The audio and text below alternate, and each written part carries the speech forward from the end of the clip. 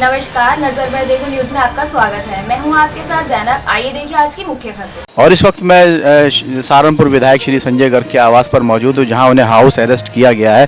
और देख सकते हैं यहाँ सुरक्षा कर्मी खड़े हैं। बिल्कुल किसी को भी अंदर जाने की इजाज़त नहीं दी जा रही है। हालांकि हम मीडिया कर्मी हैं, हम अंदर जा सकते हैं, लेकिन आम आदमी कोई भी हो वो अंदर नहीं जा सकता, क्योंकि आज इन्हें नज़रबंद कर दिया गया है। मैं आपको बता दूं, समाजवादी पार्टी के विधायक हैं श्री संजय गर्ग, और 8 तारीख के बंद के आह्वान पर, अखिलेश यादव जी के आह्वान पर सभी ज़िलों से भीड़ को एक मेमोरेंडम देना था जिलाधिकारी के नाम।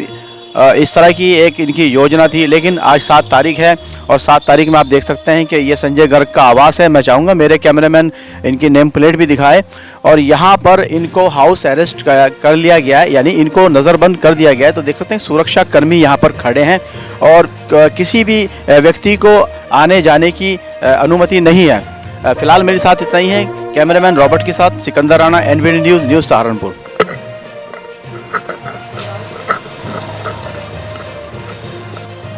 नमस्कार, एनवीडी न्यूज़ के साथ मैं हूं सिकंदर राणा। आइए शुरू करते हैं एक मुलाकात सहारनपुर 03 विधायक श्री संजय गर्ग के साथ। आपको बता दें, आज हम इस वक्त विधायक जी के आवास पर मौजूद हैं और 8 तारीख को उनके बंद के आह्वान पर अखिलेश यादव जी ने जो एक आह्वान किया था जनता से, और 8 तारीख के बंद के लिए अपील की थी, तो 8 से पहले आज 7 तारीख है। 7 तारीख को इन्हें नज़रबंद कर दिया गया है। विधायक जी, सबसे पहले तो मैं आपसे कारण जानना चाहूँगा, क्योंकि 8 में तो फिर पूरा दिन बाकी है और आपको एक दिन पहले ही नज़रबंद कर दिया गया। इसके पीछे के कारण भी बताएं आप। वास्तव में हमारे राष्ट्रीय अध्यक्ष माननीय अखिलेश यादव जी ने 1 हफ्ते का कार्यक्रम किसान जन जागरण यात्रा का आह्वान किया था, जो 1 हफ्ते तक हर गांव में जाकर, खेत खलियान में जाकर किसानों की समस्याओं के प्रति जागरूक करना और कृषि बिल के बारे में उसकी वास्तविकता को उजागर करने का था। आज उसी का पहला दिन था और उसमें कई विधानसभाओं में हमारे कार्यक्रम थे। फतेहपुर में था, गागलेडी में था, बांदूखेड़ी में था, ननौता में था, जहां हमें उसमें शरीक होना था। और हमारी विधानसभा में 2 दिन बाद का कार्यक्रम था। उसी की कड़ी में आज सुबह 7 बजे योगी सरकार ने किसानों से डरकर समाजवादी पार्टी के कार्यकर्ताओं को प्रदेश भर में नज़रबंद किया। और उसी में हमें भी सहारनपुर में सुबह डीआईजी, एसएसपी और एसपी सिटी साहब ने आके कहा कि आपको हाउस अरेस्ट कर लिया गया है, आपको घर से बाहर नहीं निकलने दिया जाएगा।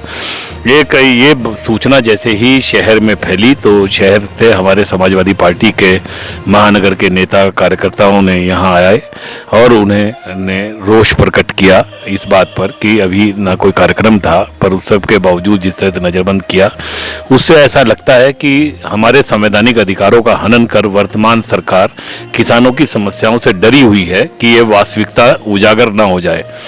अच्छा विधायक जी, सवाल ले लेते हैं आपसे। इन दिनों आपके ऊपर एक इल्ज़ाम आ रहा है, समाजवादी पार्टी के ऊपर जबरन टांग अड़ाई जा रही है सरकार के कामों में। किसान हित में बिल थे और आप मुद्दे तलाश करके कुरेद के लोगों को उकसाने का काम कर रहे हैं, जबरन किसानों को सड़कों पर बैठने का काम कर रहे हैं, क्योंकि किसान पढ़े लिखे कम हैं और किसानों को समझाने की बजाय और उन्हें उकसाया जा रहा है। यानी विपक्ष के ऊपर पूरा इल्ज़ाम लगाया जा रहा है। इसका कितना खंडन करेंगे आप? ये आरोप बिल्कुल बेबुनियाद है। जब कृषि बिल लाए गए तभी से समाजवादी पार्टी उसका विरोध कर रही है। और उस सब के अलावा वर्तमान में पिछले 10 दिन से जो पूरे हिंदुस्तान का किसान दिल्ली देश की राजधानी पर पड़ा है, रात दिन ठिठुरती हुई इस ठंड में, वो किसी एक राजनीतिक पार्टी का नहीं है। जहां सभी किसानों ने इस बात का मनन किया, विश्लेषण किया, तमाम इसके प्रोज और कॉन्स को देखने के बाद पिछले 6.5 साल तक इस सरकार की नीयत को भी पहचानने की कोशिश की। 6.5 साल से वर्तमान मोदी जी की, योगी जी की सरकार इस बात के लिए चिल्ला रही है कि हम किसानों की आय दुगनी कर देंगे, पर किसान उसके बावजूद आत्महत्या कर रहा है, हताशा की स्थिति में है। किसानी के खेती में इस्तेमाल होने वाली तमाम चीज़ों के दाम लगातार बढ़ रहे हैं। डीजल पेट्रोल के दाम बढ़ रहे हैं, बिजली के दाम बढ़ रहे हैं, यहाँ उनके इस्तेमाल में होने वाली फर्टिलाइजर्स के दाम बढ़ रहे हैं, उनके बीज के दाम बढ़ रहे हैं, परंतु उनके आय नहीं बढ़ रही है। और इसी बात से परेशान होकर किसान ने जब ये आकलन किया कि ये बिल उनके पक्ष के ना होकर उनके विरोध में है, तब किसानों ने उनका विरोध किया। हम किसानों की राष्ट्रीय संगठन और यूनियनों के किए गए आंदोलन का समर्थन कर रहे हैं और ये बंद का आह्वान भी किसान संगठनों के द्वारा है, जिस बंद का हम लोगों ने समर्थन किया है। अच्छा विधायक जी, आप मुझे ये बताएं कि ये जो बिल पारित हुए हैं, इस बिल से किसान में कितना नुकसान है और क्या मतलब ये एक ठेकेदार प्रथा को ख़त्म करने के लिए बिल नहीं बनाया गया क्योंकि किसान भोले वाले हैं, उनको सही गाइडलाइंस नहीं दी जा रही है, विपक्ष क्योंकि अपनी भूमिका नहीं सही निभा पा रहा है, ऐसा एक इल्ज़ाम है, एक ऐसा आरोप है आप लोगों के ऊपर? नहीं, ये बेबुनियादी आरोप है। वास्तव में यहाँ जो वर्तमान में केंद्र और प्रदेश की सरकारें हैं उनके चेहरा कुछ और है, दोहरे चेहरे दिखाने के, हाथी के दांत दिखाने के और खाने के और। इसी के आधार पर इन्हें इस बात का गुमान है कि वो लोगों का जनमत ध्रुवीकरण के आधार पर मुसलमानों को हिंदुओं का खौफ और हिंदुओं को मुसलमानों का खौफ दिखाकर जीतते रहेंगे और इस देश की जो प्राकृतिक संपदा है उसे अपने चहेते उद्योगपतियों को देते रहेंगे। जितने भी कानून बनाए जा रहे हैं उसमें कहीं ना कहीं किसी न किसी रूप में फायदा पहुंचाने का काम अपने चहेते उद्योगपतियों को किया जा रहा है। इस देश की जो प्राकृतिक संपदा है, धरती, जल, अग्नि, वायु और आकाश, चारों तरफ से इन्होंने उन तमाम पब्लिक सेक्टर को निजीकरण की नियति के तहत उनके हाथों में बेचने की पॉलिसी बना रखी है। और अब जो सीमांत किसान हैं, जो बहुत छोटी छोटी जोत का किसान रह गया है, जो 90% किसान आज सीमांत किसान हैं और लगभग 75% जनता हिंदुस्तान के 135 करोड़ में किसानी के आधार पर अपना परिवार पालन पोषण करती है, उसे ये इतना मजबूर बना देना चाहते हैं कि वो मजबूरी में अपनी ज़मीनें उन तमाम बड़े उद्योगपतियों को बेच दें और यहाँ कॉरपोरेट फार्मिंग शुरू हो जाए और वो किसान बदहाल बेकार होकर सड़कों पर आ जाए। तो बेरोजगारी चरमोत्कर्ष पर है, नौजवान मानसिक अवसाद की स्थिति में है, किसान आत्महत्या कर रहा है, उसकी आय दुगनी करने का आश्वासन देने वाली सरकार 6.5 साल में भी उन्हें आश्वासन नहीं कर पाई। यहाँ धान के किसान को उसका MSP रेट नहीं मिल रहा है। गन्ना किसान का बकाया नया सत्र शुरू हो जाने के बाद भी हजारों करोड़ रुपए पश्चिमी उत्तर प्रदेश का बकाया है। लगातार उनके इस्तेमाल में आने वाली चीज़ों के दाम बढ़ रहे हैं, तब किसान परेशान हुआ है। किसान ने उन पर विश्वास किया था, 6.5 साल तक विश्वास करने के बावजूद भी जब किसान को उनकी आय दुगनी होने की बजाय बढ़ने की बजाय घटनी शुरू हुई और तब उन्हें एहसास हुआ कि उनके आने वाली पीढ़ी, अगर उनकी ज़मीनें भी बिक गईं, अगर उन्हें उनकी ज़रूरत के मुताबिक बच्चों की फीस जमा करनी हो, लड़कियों की शादी करनी हो, भूख और बीमारी में किसी पैसे की ज़रूरत हो, तो वो किसके आगे हाथ फैलाने का काम करेंगे?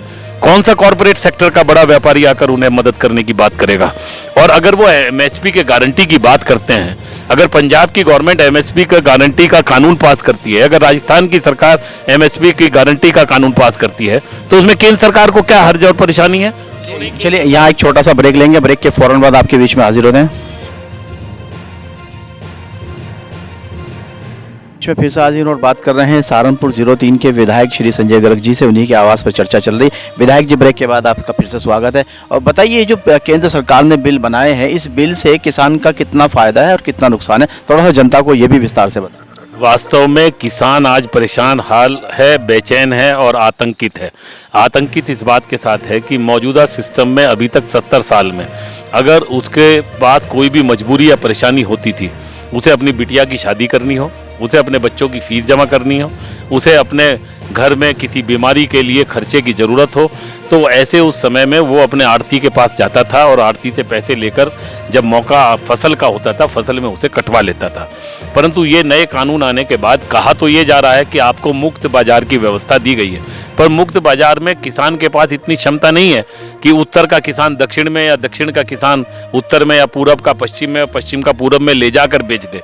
नए बिचौलिए पैदा होंगे जिनकी कोई गारंटी नहीं होगी। सरकार तो मंडी निर्माण की बात कर रही है, मंडियों का निर्माण किए जाएंगे। मंडी का निर्माण तो होगा ही नहीं, क्योंकि मंडी जो ऑलरेडी बनी हुई है उसने ही आपने इस हालात में पहुंचा दिया कि आज कोई व्यापारी मंडी में सामान खरीदने को जरूर तैयार ही नहीं है। जब मंडी में खरीदेगा तो उसे मंडी कानून का पालन करना होगा, मंडी परिषद का टैक्स जमा करना होगा। अच्छा, ये बताइए, जब आपकी सरकार थी समाजवादी पार्टी की उत्तर प्रदेश में, क्या उस समय मंडी का ख्याल नहीं आया? किसानों के हित की बात बिल्कुल समझ में नहीं है कि किसानों का हित होना चाहिए। गन्ने का भुगतान बकाया था, आपकी सरकार चल रही थी, 2012 में आपने सरकार बनाई, उस वक्त मतलब सड़कों पर क्या किसान नहीं था?